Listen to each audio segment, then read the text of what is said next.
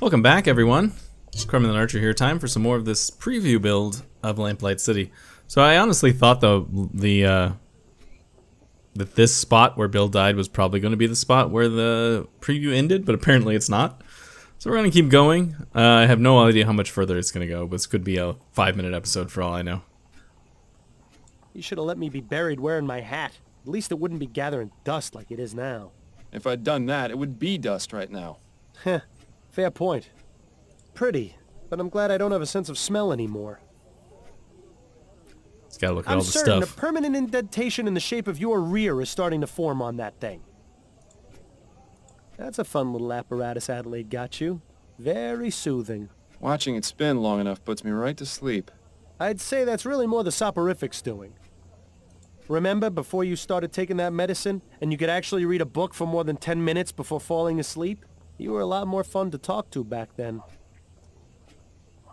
I always liked that self-portrait of Adelaide's mother, even if the eyes do always follow you around the room. Cozy little winter getaway. That would be a welcome change from the winters in this city. Don't worry, Miles. I don't watch when you and Adelaide are having your private time. It would be nice if you didn't spend the whole time humming. I thought you appreciated some romantic music. Adelaide's mother certainly enjoyed pressing flowers. Do you suppose she does more of it now that she's retired? I feel like a lot of this has got to be extraneous, just detail, world building. Miles, care to explain what you're doing? Just checking to make sure everything that needs to be in here still is. Right.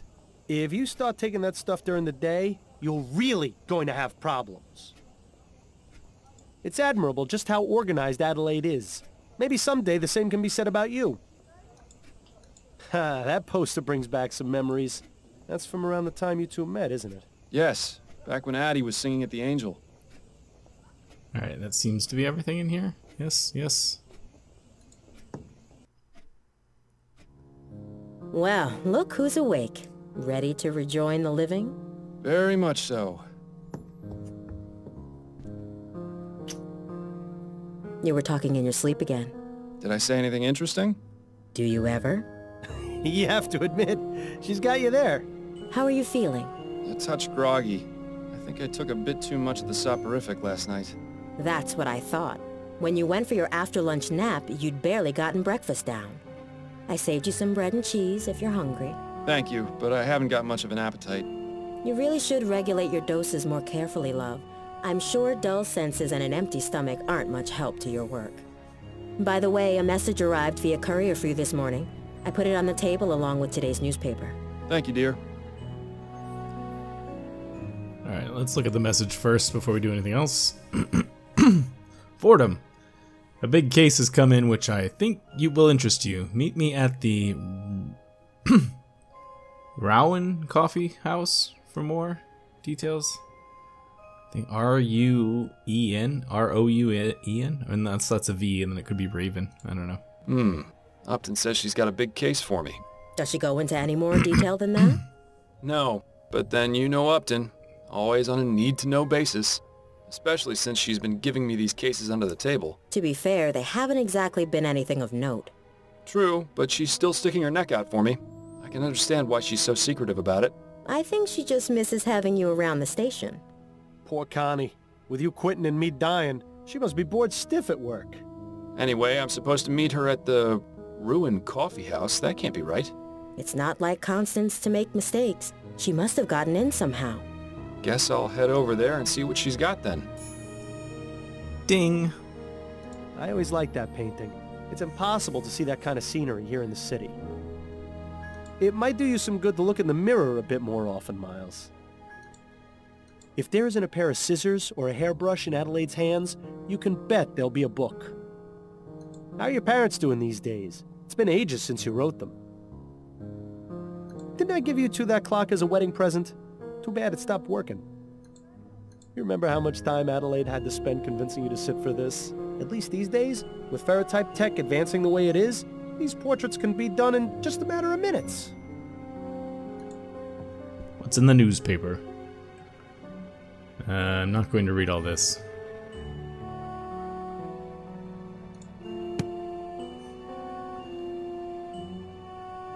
Let's talk to Adelaide. Let's see what she's got to say. Addie? Yes, dear? Let's start with a I've compliment. still Everyone got loves a that good song you compliment. sang last week at the Rutherford stuck in my head. You were amazing. Thank you, Miles. That was a lovely evening.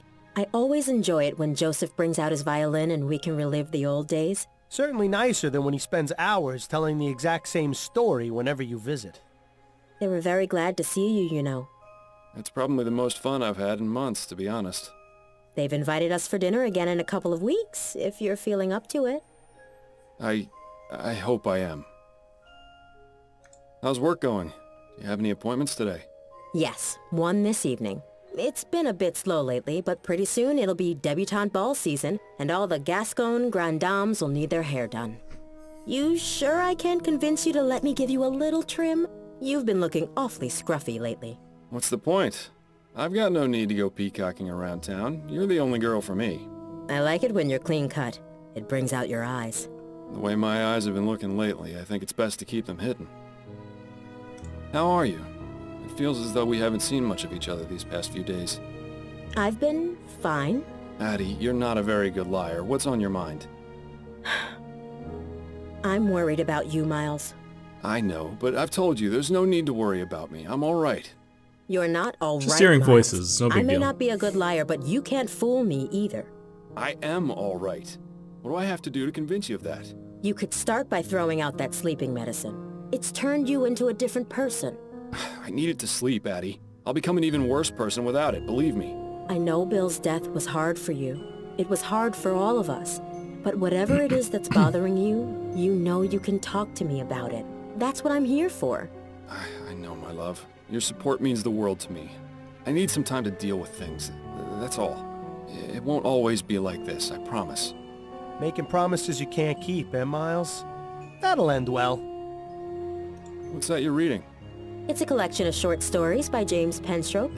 It was just published earlier this month. His last name is Penstroke. Oh yes, I love his work.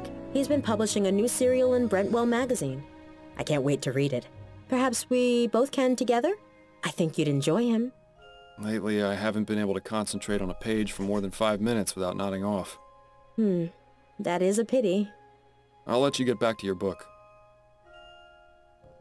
Alright, so, Your bookcase. book collection has always astonished me. Heaven help you if you ever decide to move.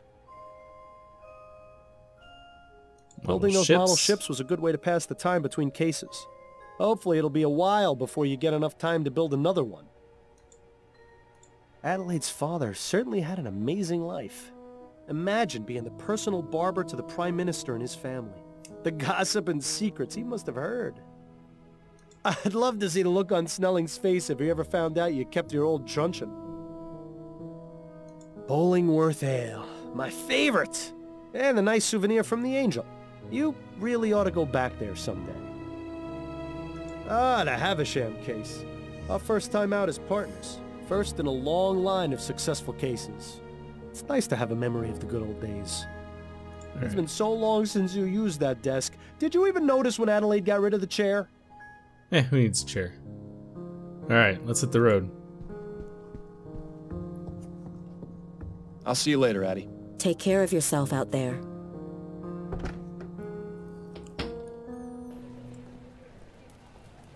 Oh, that's neat. There's a little map. Atlantic Ocean.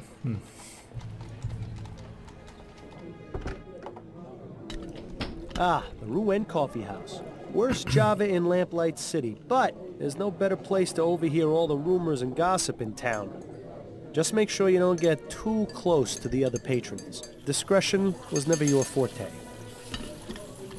Not in much of a hurry to clean up in here, are they? Alright, Constance Upton's. That's who we need to talk to. Excuse me. Self-Portrait as a Desperate Man by B. Calvert. A bit like looking in the mirror, isn't it, Miles? What a cheery reminder of everyone's impending death.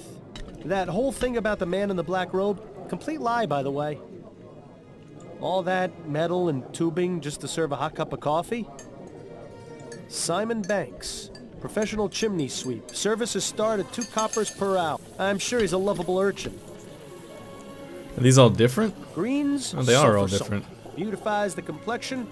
Talk about. Alright, let's just talk to Constance here.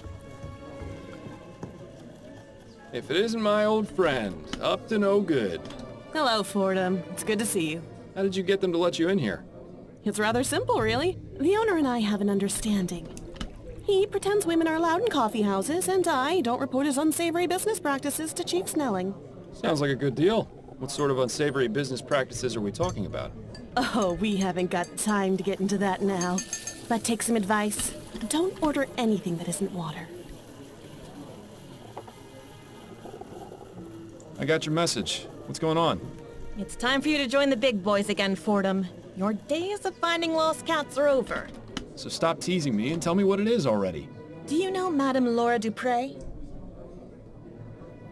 Can't say the name rings any bells. I'm not surprised. She's one of the Gascon Grand Dames. Doesn't really run in our kind of social circles. Ah, right.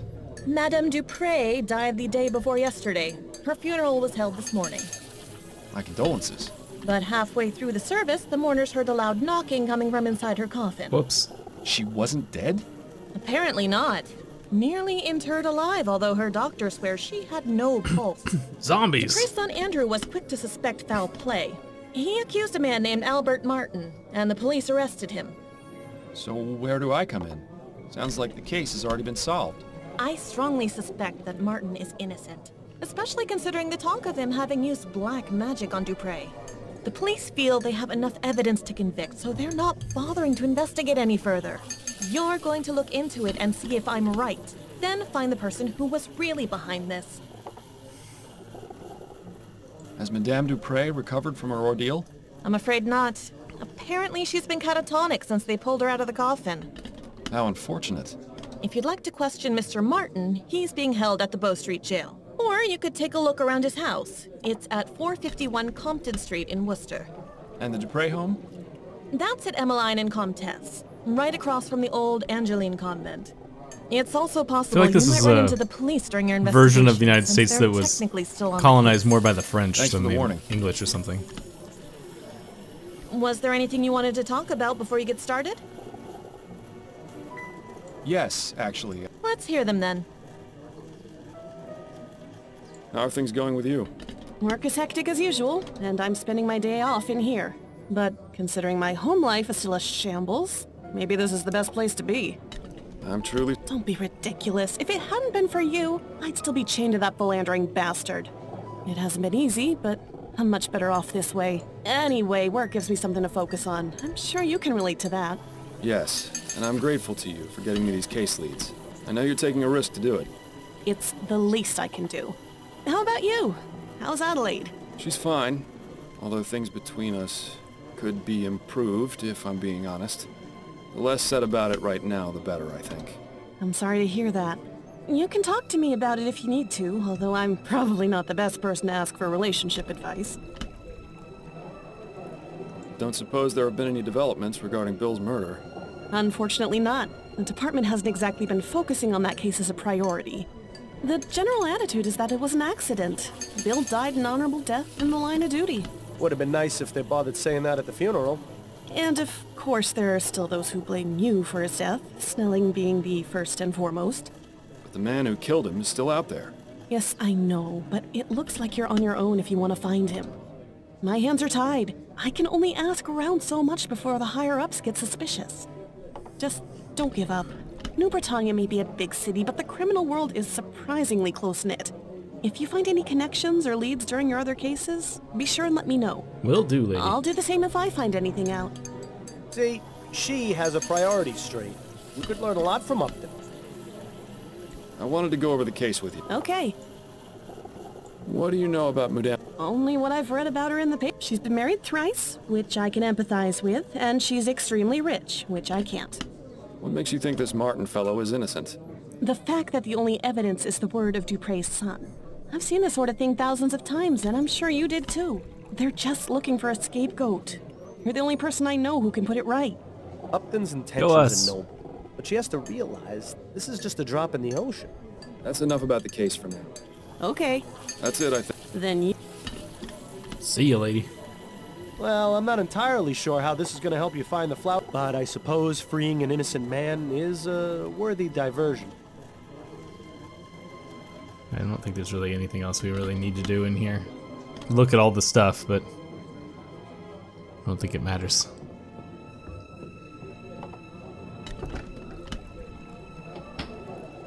Alright, so we got the Bow Street Jail, Dupree Manor, Coffee Shop, Compton Street, Home. Let's go to the manor. You are aware this is private property, sir? Yes, I'm Miles Fordham, private investigator. I'm looking into the incident involving Madame Dupré. I assume this is she? You assume correctly, Mr. Fordham. My apologies, but I thought the police had already made an arrest.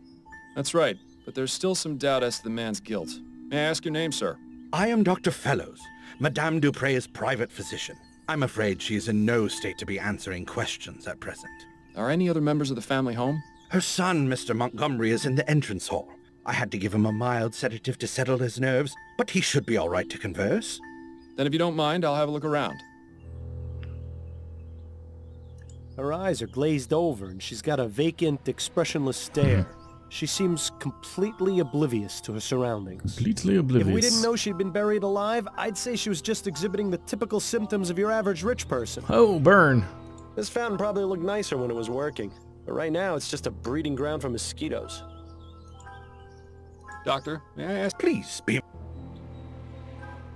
Tell me about Madame Dupré. She is a great woman and a pillar of the community. I cannot imagine why something like this could happen to her, or how someone could be capable of such a barbaric feat. Though this ordeal has been terrible, I am confident she will overcome. The power of her physical constitution is surpassed only by her strength of character. Do you think he'd say He's the a same big things fan. if he wasn't on her payroll? I highly doubt it. Did you examine Madame Dupré after she reanimated? Of course. Physically, she appeared to be in fine health aside from minor dehydration. I found no marks or bruising on her body. Mentally is a different story, however. She's remained in an unresponsive state ever since. Do you have any opinions on what caused Madame Dupré to appear dead? The most likely cause I can imagine is some sort of poison or toxin. Poison. What leads you to believe Madame Dupré was poisoned? The symptoms she experienced were consistent with prior cases of poisoning I've studied. And didn't the young man arrested have ties to some kind of black magic cult? There have been reported cases of these practitioners using poisons to make people appear dead, then commanding them to do their bidding. I recall reading about a man in the West Indies who was given tetrodotoxin, that's the toxic secretion from a pufferfish, declared dead and buried. He appeared alive in his village some 20 years later. Doesn't that seem a bit far-fetched to you, Doctor? Facts are facts, Mr. Fordham. Surely someone in your line of work can appreciate that. Casebook updated. What were the circumstances surrounding Madame Dupré's supposed death? Her son, Andrew, sent for me a few days ago after finding her unconscious and unresponsive.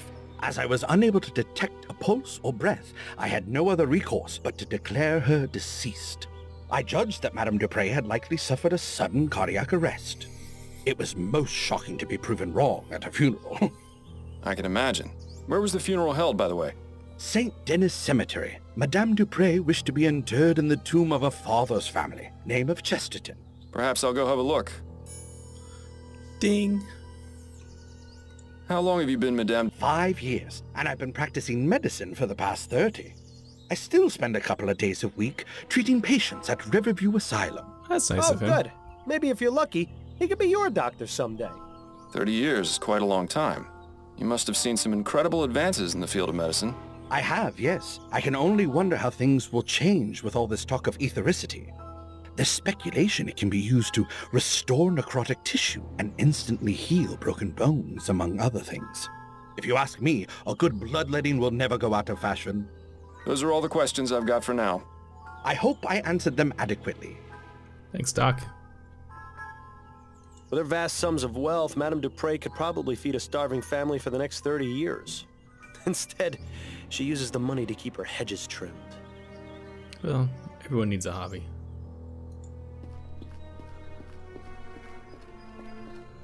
Let's go talk to the dude. Oh, hello. Are you the new servant? No, I'm This guy's got Miles an awesome Fordham. voice. I'm a private investigator looking into your mother's attempted murder. How did you know I was her son? Oh, of course. You must have sensed it with your detective's intuition. I should have guessed by that giant head of yours. Are you feeling all right, Mr. Montgomery? Yes, I'm fine. Much better than when those pesky police officers were snooping around earlier. But I like you, Mr. Fordham. I can already tell you're not like them. Not like them at all. Please, call me Andrew. Yes. Well, I'll have a look around, and I may need to ask you some questions. Do you think you can handle that? I can. In fact, I really look forward to it. If the good doctor gave him a mild sedative, I'd hate to see what the stuff you take would have done to him. What a beautiful parrot. Must have cost the Dupreys a cool copper. Do you suppose that's for the bird? Or perhaps so the Duprey family members can get a good look at themselves on the way out of the house? Duprey looks like she's holding on to that poor bastard for dear life. There's the kitchen. There's an upstairs. Let's just talk to this dude. I have some questions. Oh, I like the way this is drawn. What can you tell me about Madame Duprey? she came back from the dead. I couldn't believe it. My mother, resurrected, just like Jesus. Yes. I heard you're the one who accused Mr. Martin of the crime. Oh, no, I already talked to the police about that. I don't want to think about it right now. He kind of looks like the alternate 1985 version of Biff Tannen in Back to the Future Part 2. How do you typically spend your days, Mr. Montgomery? What are your interests? Oh, a little of this and a little of that. Nothing as exciting as what you do, I'm sure. Ooh, tell me, do most bad people start crying when you catch them? I'll bet it's a laugh riot to see them sobbing away. No, Mr. Montgomery, most of them don't. Well, that's a real shame, isn't it? That's a rather exotic bird you've got. I like looking at him. He has such pretty colors, doesn't he? That he does. You know, I've always wondered what he might taste like. Is that bad, do you think? I really couldn't say, I Mr. like Montgomery. chicken. Thanks for your time. No, thank you for yours. This is ridiculous. He won't be of any use in this state. If it takes him as long to snap out of it as it takes you, there has to be a way to bring him back to his senses. Maybe that quack outside knows something of use. Alright, I'm going to stop here for today. Clearly we're supposed to try and sober this dude up. But, yeah, this is going on a lot longer than I thought. I'm kind of pleasantly surprised, but I'll see you guys later. Thanks so much.